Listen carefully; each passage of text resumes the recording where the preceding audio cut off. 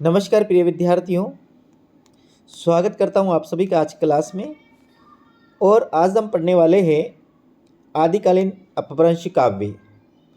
भाषा की दृष्टि से आदिकाल दो भाषाओं का संधिकाल था। संधिकाल शब्द का प्रयोग किया साथियों राम कुमार वर्मा ने।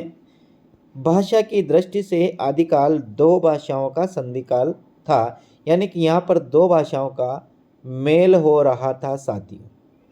इस युग में कुछ कवि अपभ्रंश को तो कुछ देश भाषा अर्थात बोलचाल की हिंदी में काव्य रचना कर रहे थे, इसलिए साथियों इसे संधि काल कहा गया है। यानी कुछ कवि अपभ्रंश में काव्य रचना कर रहे थे, तो कुछ उस समय जो बोलचाल की भाषा थी साथियों उसमें काव्य रचना कर रहे थे, इसलिए आदिकाल को संधि काल के नाम से भी संबोधित किया है साथियों। आगे बात करते हैं प्रिय विद्यार्थियों। आचार्य शुक्ल ने देश भाषा के आधार पर आदिकाल को वीर गाथा नाम दिया। किसके आधार पर? देश भाषा के आधार पर आचार्य शुक्ल ने आदिकाल को वीर गाथा नाम दिया साथियों। विद्यापति जैसा सिद्ध हस्त कवि दोनों भाषाओं में कविता लिख रहा था। विद्यापति जो साथियों जिसे मैथिली का कोकिल कहा जाता है साथियों, वह दोनों भाषा में काव्य रचना कर रहे थे या दोनों भाषा में काव्य लिख रहे थे साथियों। सिद्ध हस्त साथियों निया है, सिद्ध हस्त कवि दोनों भाषाओं में कविता लिख रहा था। कीर्तिलता और कीर्ति पताका की रचना विद्यापति ने अपभ्रंश में की, तो विद्यापति पदावली की देशभाषा काव्य यानी देश भाषा में की साथियों। विद्यापति की बात करते साथ तो विद्यापति ने कीर्तिलता, कीर्ति पताका, विद्यापति पदावली आदि, भू परीक्षा आदि साथियों, आदि पुरुष परीक्षा आदि ऐसे आदि रचनाओं की इन्होंने आदि काव्य लिखे इन्होंने साथियों।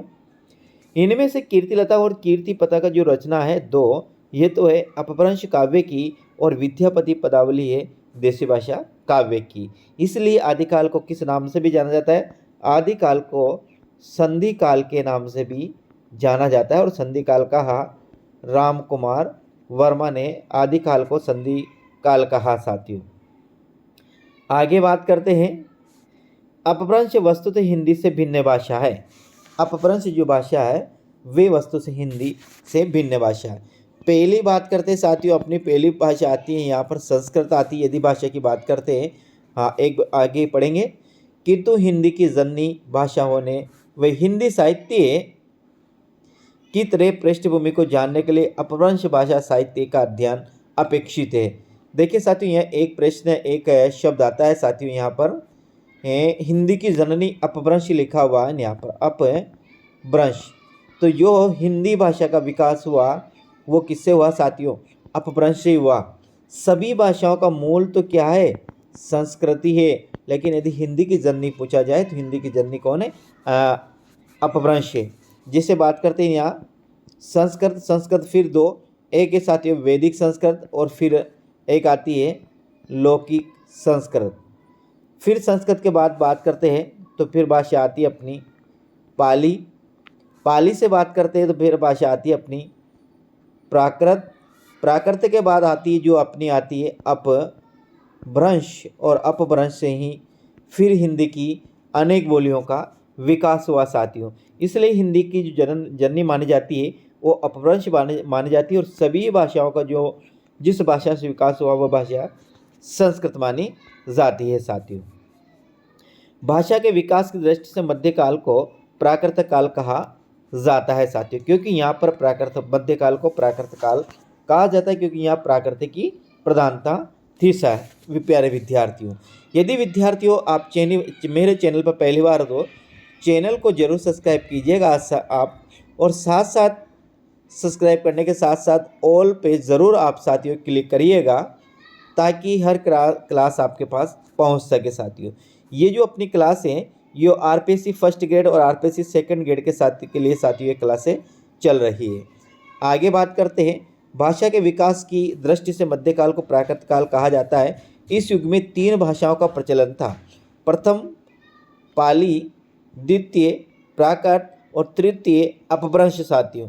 ये सभी मिलाकर साथियों सभी ये प्राकृत के ही रूप है, प्राकृत के ही रूप है। यहाँ तो इसको प्रथम प्राकृत, इसको द्वितीय प्राकृत, इसको तृतीय प्राकृत, यानी कि यहाँ बात करते हैं संस्कृत, पाली, प्राकृत, अपभ्रंश और इसके बाद आती है हिंदी। तो मध्यकाल में, मध्यकाल को प्राकृत काल कहा जाता है क्योंकि इन तीन भाषाओं का यहाँ पर प्रचलन था, तीन भाषा यहाँ पर बोली जा रही थी साथियों। आगे की बात करते हैं। तृतीय प्राकृत से तात्पर्य अपभ्रंश है जिसकी कोख से हिंदी भाषा और साहित्य का जन्म हुआ। वैसे मैंने पुनः आप समझे सभी भाषाओं के जो मूल है, जननी है, वो कौन सी है? संस्कृत भाषा है। लेकिन हिंदी की जननी की बात करते, हिंदी के जस्ट पहले भाषा थी वो थी अपभ्रंश भाषा, इसलिए हिंदी की जननी अपभ्रंश को ही माना जाता है। अपभ्रंश हिंदी साहित्य, अपभ्रंश हिंदी सहित अन्य सभी भारतीय आर्य भाषाओं की जननी। अपभ्रंश, अपभ्रंश के बाद कोमा लगा, हिंदी सहित अन्य सभी भारतीय आर्य भाषाओं की क्या है? जननी है। अपभ्रंश भाषा हिंदी सहित अन्य सभी भारतीय आर्य भाषाओं की जननी है। इस बात को, इस लाइन को आपको याद रखना है। जैसे हिंदी, मराठी, पंजाबी, सिंधी, गुजराती, उड़िया, असमी आदि भारतीय आर्य भाषा है और इन सभी की जो जननी मानी जाती है वो मानी जाती है अपभ्रंश, क्योंकि सभी ये हिंदी भाषाओं की हिंदी भाषाओं के भेद है। हिंदी भाषाओं, इन सबको मिलाकर हिंदी का विकास हुआ। आचार्य शुक्ल के शब्दों में प्राकृत की अंतिम अवस्था अपभ्रंश ही हिंदी साहित्य का आविर्भाव माना जाता है। किसने कहा? प्रिय विद्यार्थियों ध्यान रखिएगा, आचार्य शुक्ल ने कहा है कि प्राकृत की अंतिम अवस्था अपभ्रंश से ही हिंदी साहित्य का आविर्भाव माना जाता है। ये जो शब्द है आचार्य रामचंद्र शुक्ल के, एक बार पुनः, प्राकृत की अंतिम अवस्था अपभ्रंश से ही हिंदी साहित्य का आविर्भाव माना जाता है। अपभ्रंश का जो समय है वो 500 ईस्वी से लेकर 1000 ईस्वी के मध्य अपभ्रंश भाषा बोली जाती थी। यहाँ अपभ्रंश का समय लिखा है 500 से 1000 के मध्य जो भाषा बोली जाती थी वो अपभ्रंश भाषा बोली जाती थी साथियों। अपभ्रंश को अवहंस भी कहा जाता, अवहट भी कहा जाता, अवहत भी आदि नामों से भी जाना जाता है। अपभ्रंश को अवहंस, अवहट और अवहत आदि नामों से भी जाना जाता है। अपभ्रंश का शाब्दिक अर्थ होता है बिगड़ा हुआ, विकृत, भ्रष्ट, च्युत और गिरा हुआ। ये सभी किसके हैं? अपभ्रंश के शाब्दिक अर्थ है। यानी अपभ्रंश का अर्थ होता है बिगड़ा हुआ, भाषा का वह रूप जो बिगड़ा हुआ है उसे ही अपभ्रंश कहा गया है। विकृत रूप है, भ्रष्ट है, च्युत यानी गिरा है और गिरा हुआ, ये सब अपभ्रंश भाषा के क्या है? शाब्दिक अर्थ है। आगे बात करते हैं। प्राकृत का बिगड़ा हुआ रूप अपभ्रंश कहलाता है। यानी कि प्राकृत भाषा का जो बिगड़ा हुआ रूप है वही क्या कहलाता है? अपभ्रंश कहलाता है साथियों। आगे बात करते हैं। आचार्य शुक्ल के शब्दों में, जब से प्राकृत बोलचाल की भाषा न रही गई थी तभी से प्राकृत साहित्य का आविर्भाव समझना चाहिए। आचार्य रामचंद्र शुक्ल ने कहा कि जब से प्राकृत बोलचाल की भाषा न रह गई थी तभी से अपभ्रंश साहित्य का आविर्भाव मानना चाहिए। ये जो क्लास चल रही है साथियों अपने आरपीएससी फर्स्ट ग्रेड और आरपीएससी सेकंड ग्रेड हिंदी की, और साथियों बात करते हैं तो एमपी में वर्ग 1 और वर्ग 2, इसके साथ साथ पीजीटी, इसके बाद TGT, KVS, NVS, Navodaya Vidyalaya, केंद्रीय विद्यालय, और साथियों किसी भी राज्य से यदि आप लेक्चरर, हिंदी लेक्चरर और वरिष्ठ अध्यापक और कॉलेज लेक्चर की तैयारी कर रहे हो तो ये क्लास है। इस क्लास से आप हर प्रकार के कंपटीशन फाइट कर सकेंगे साथियों। इस प्रकार से ये क्लास है। अपभ्रंश साहित्य रचना का आरंभ सिद्धों और नाथों ने किया। अपभ्रंश साहित्य रचना का जो आरंभ किया वह सिद्धों और नाथों ने किया। किसने किया साथियों? ध्यान रखना, अपभ्रंश का जो किया वो सिद्धों और नाथों ने किया। आगे बात करते हैं। आचार्य शुक्ल के अनुसार अपभ्रंश या प्राकृत हिंदी के कवियों का सबसे पुराना पता तांत्रिक व योग मार्गी बौद्धों की सांप्रदायिक रचनाओं के भीतर विक्रम की 7वीं शताब्दी के अंतिम चरण में लाता है। यानी कि 7वीं शताब्दी में बौद्धों की सांप्रदायिक का मतलब यहाँ जो धार्मिक रचना है वहाँ पर साथियों 7वीं शताब्दी में भी हमें अपभ्रंश या प्राकृताभास हिंदी के कवियों का सबसे पुराना पता तांत्रिक व योगमार्गी की बौद्धों की सांप्रदायिक रचनाओं के भीतर विक्रम की 7वीं शताब्दी के अंतिम चरण में लाता है। आचार्य शुक्ल ने जहाँ तांत्रिक बौद्ध साहित्य को कहा, तांत्रिक सिद्ध साहित्य को, तांत्रिक बौद्ध साहित्य और योग मार्गी बौद्ध, योग मार्गी का मतलब है नाथ साहित्य, बौद्ध शब्दों का प्रयोग क्रमशः सिद्धों व नाथों के लिए करके इनकी रचनाओं को सांप्रदायिक रचनाएं कहा है। तांत्रिक बौद्ध साहित्य सिद्धों को कहा है और योग मार्गी बौद्ध शब्द साथियों इन्होंने नाथ साहित्य के लिए प्रयोग किया है। किसने? आचार्य रामचंद्र शुक्ल ने जो सिद्ध साहित्य इसके लिए तांत्रिक बौद्ध शब्द का प्रयोग किया और नाथ साहित्य इसके लिए योग मार्गी बौद्ध शब्द का इन्होंने प्रयोग किया। आगे बात करते हैं। आचार्य शुक्ल ने अपभ्रंश साहित्य का आरंभ विक्रम की 7वीं शताब्दी के अंत अर्थात 700 विक्रमी के आसपास से माना है। आचार्य शुक्ल ने अपभ्रंश साहित्य का आरंभ विक्रम की 7वीं शताब्दी के अंत अर्थात 700 विक्रमी के आसपास माना है। हिंदी काव्यशास्त्र के जनक आचार्य भरत मुनि ने अपभ्रंश के स्थान पर लोक भाषा या देश भाषा शब्द का प्रयोग किया। हिंदी काव्यशास्त्र के जनक किसे माना जाता है साथियों? तो याद रखना, भरत मुनि को हिंदी काव्यशास्त्र का जनक माना जाता है, जिनका ग्रंथ साथियों नाट्य शास्त्र क्या है आपको पता होगा, नाट्य शास्त्र इनका ग्रंथ है प्रिय साथियों। किसका? भरत मुनि को। और भरत मुनि को हिंदी काव्यशास्त्र के जनक माना जाता है। इसमें जिस भाषा का प्रयोग किया इन्होंने अपभ्रंश के स्थान पर लोक भाषा या देश भाषा का नाम प्रयोग किया। लोक भाषा और देश भाषा शब्द से अभिप्राय है उस समय जो भाषा बोली जाती थी उसे लोक भाषा या देश भाषा के नाम से जाना जाता है साथियों। आगे बात करते हैं। अपभ्रंश नाम का पहले या सर्वप्रथम प्रयोग वल्लभी के राजा धारसेन द्वितीय के शिलालेख में मिलता है। अपभ्रंश शब्द का जो सर्वप्रथम प्रयोग मिलता है वो कहाँ पर मिलता है? वो मिलता है वल्लभी के राजा धारसेन द्वितीय के शिलालेख में मिलता है। यानी कि अपभ्रंश का सर्वप्रथम प्रयोग कहाँ मिलता है? तो वह मिलता है साथियों वल्लभी के राजा धारसेन द्वितीय के शिलालेख में मिलता है, जिसमें उसने अपने पिता गुहसेन को संस्कृत, प्राकृत और अपभ्रंश तीनों भाषाओं का कवि कहा है। किसने? राजा धारसेन द्वितीय ने उनके जो पिताजी थे उनके पिताजी को जिनका नाम था गुहसेन, उनको संस्कृत, प्राकृत और अपभ्रंश तीनों भाषाओं का कवि कहा है। लोक भाषा, देश भाषा ने अपभ्रंश को भरत मुनि ने कहा, या अमीरों की भाषा या अभीरों की भाषा या भी लिखना बेभट्टी वाला डंडी ने कहा। ग्राम भाषा हेमचंद्र ने कहा।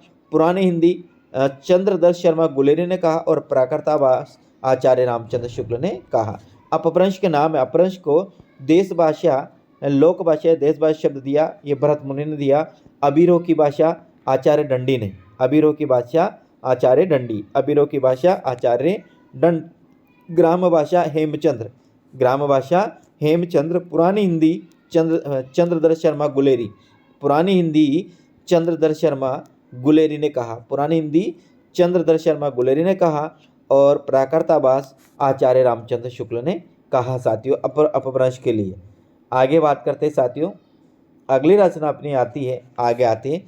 काव्यदश के रचयिता आचार्य दंडी ने अपभ्रंश को अभीरों की भाषा कहा है। किसकी? अमीरों की नहीं, अभीर है साथियों, नहीं अभीर। अभीर यानी कि एक जाति होती है साथियों, उस जाति की भाषा का अभीर का मतलब मानेगा ना अहिर, क्या? अहिर यानी यादवों की भाषा कहा है। काव्यदर्श देश आप याद रखें साथियों, क्या रखे? दंडी। काव्यदर्श किसकी रचना? दंडी की है। काव्यदर्श दंडी की, काव्यदर्श किसकी है? दंडी की है प्रिय साथियों। यहाँ आभीर से तात्पर्य अहिर जाति से हैं जो ग्रामीण क्षेत्र में रहकर पशुपालन करने वाली जाति, जो ग्रामीण क्षेत्र में रहती है और पशुपालन करती है। आभीर का मतलब है साथियों अहिर जाति से हैं जो ग्रामीण क्षेत्र में रहती है और पशुपालन करती है, जिनका संबंध भगवान श्री कृष्ण से भी है साथियों। इसे ग्राम भाषा भी कहा किसने? हेमचंद्र ने इसे ग्राम भाषा कहा। चंद्रदत्त शर्मा गुलेरी ने अपभ्रंश को पुरानी हिंदी कहा। नागरी प्रचारणी सभा पत्रिका के एक लेख में कहा साथियों, अपभ्रंश को चंद्रदत्त शर्मा गुलेरी ने पुरानी हिंदी कहा और ये कहा नागरी प्रचारणी सभा पत्रिका है, जिसके एक लेख में साथियों अपभ्रंश के लिए ने पुरानी हिंदी शब्द का प्रयोग किया। आचार्य रामचंद्र शुक्ल ने इसके लिए प्राकृताभास शब्द का प्रयोग किया। किसके लिए? हिंदी के लिए। अपभ्रंश के लिए। आचार्य रामचंद्र शुक्ल ने अपभ्रंश को प्राकृताभास कहा साथियों। राजस्थान को अपभ्रंश की जेटी बेटी कहा जाता है। ध्यान रखना, राजस्थानी जो भाषा है, राजस्थानी भाषा को अपभ्रंश की जेटी बेटी कहा जाता है। वह कौन सी भाषा जिसे अपभ्रंश की जेटी बेटी कहा जाता है साथियों? ध्यान रखना, वह भाषा है राजस्थानी भाषा। 10वीं से 14वीं शताब्दी तक का काल, जिसे हम हिंदी का आदिकाल कहते हैं, भाषा की दृष्टि से अपभ्रंश का ही बढ़ावा है। ये हजारी प्रसाद द्विवेदी ने ऐसा कहा है साथियों। 10वीं शताब्दी से 14वीं शताब्दी के मध्य, यानी कि हम जो मानते हैं इनकी 1000 ईस्वी से लेकर 1400 ईस्वी के तक हमें आदिकाल के समय मानते हैं साथियों। तो इस समय के काल में हम जिस हिंदी का काल, जिसे हम हिंदी का आदिकाल कहते हैं, भाषा की दृष्टि से अपभ्रंश का ही बढ़ावा है। ये शब्द है साथियों आचार्य हजारी प्रसाद द्विवेदी के शब्द हैं। आगे बात करते हैं। डॉक्टर नगेंद्र ने अपने हिंदी साहित्य के इतिहास में अपभ्रंश काव्य प्रकरण के अंतर्गत 7 रचनाकारों का उल्लेख किया है। किसने?